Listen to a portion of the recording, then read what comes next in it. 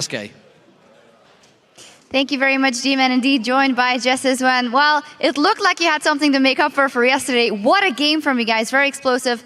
Obviously, the Copenhagen Wolves are playing here with a sub, so did that change anything in the way you picked your mid-champion in this game? I kind of knew he played Orianna. It's his most played champion. I've only seen him play Orianna, so I was kind of expecting him to play it because he had to blind pick his mid lane.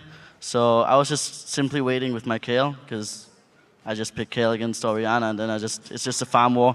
Whoever farms best just gets the best out of it, like in team fights and stuff. So, yeah. Well, it definitely seemed to work out. From a spectator point of view, that game felt very chaotic. It felt like there was action in every lane all the time. What was it that stemmed to the very aggressive champion interaction in this match? I think we just picked strong laners and just pushed everywhere because like yesterday we got strong laners, but we got like lane swapped because we thought they were gonna lane swap. So it was pretty bad because we didn't get the lanes we wanted, and we kind of fell behind from that. So I guess we just wanted to prove that we could just stomp lanes and just get out from there. Yeah, it was, as Trevor mentioned, very chaotic, and there was one very important moment where it could have gone either way. And we actually have a replay where we're going to play that moment out, as it was very important. You can put that replay up on the screen. And it was when you discovered that they were doing Baron, but we'll get there in just a second. So we're going to roll this from the top lane view. Let's roll this clip out. Freddy's going to go down, but what was happening in your team communication? Because you're about to push bottom lane as well. Yeah, like right now we're just talking about rotating from mid to bottom, and since they're two top, we can just do whatever we want. Like, we can just go crazy on bot lane. Now, who's calling in this point? Because Freddy's obviously under pressure, and you guys make a concerted effort at the tower. So what's the communication like in the team? Well, we're just pretty chill here. I think it's just, like, Freddy's just, oh, they're too top. Can you just get something? And we're like, yeah, let's just go bottom and get that. But we know that they're on Baron, so we just take the bottom tower, or like try. Actually, I'm moving towards Baron while they try to do bottom tower. I don't even know why they suicide here. So was this a mistake from the rest of your team? Because you end up pushing up to Baron and getting some more kills. What could you have done better in this scenario? I think they should just have backed out, kind of, because Orianna ult, like, it's really hard to just siege on the tower when enemy has an Orianna with a ball just laying on the ground. And especially when we know that they're on Baron and I'm on my way towards Baron to stop them.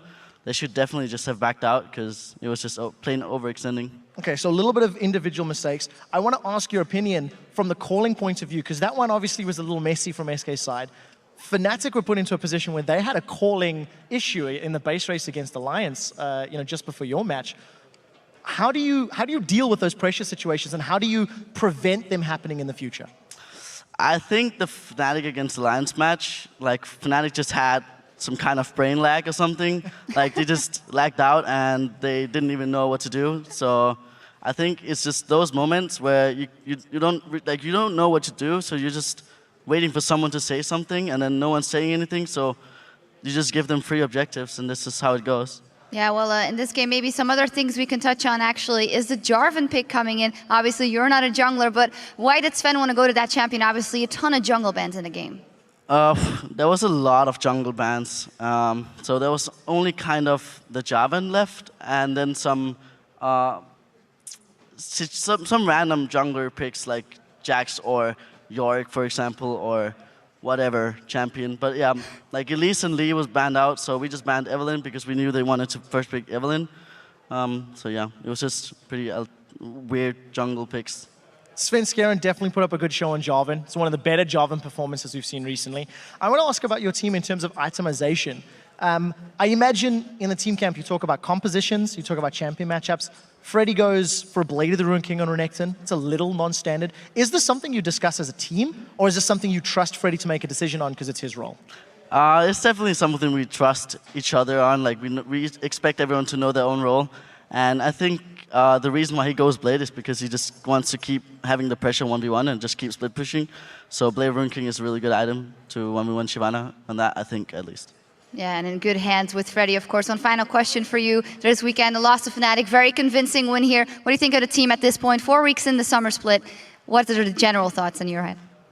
I'm pretty confident. The loss against Fnatic was just kind of a flop. Like, everything just went wrong from how we had prepared everything, and we just went in and did completely the opposite, kind of.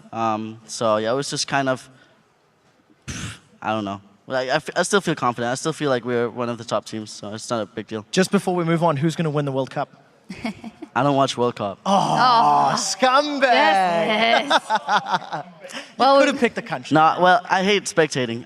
I hate watching league, and I hate watching football. I hate watching True anything. competitor. If you're Yeah. not on the pitch, doesn't count. Exactly. Nice. All right, fair enough, fair enough. Yeah, we do remember you on a football field. That was also very impressive. Thank you very much. And now let's head back over to D&D at the desk for an update on the standings.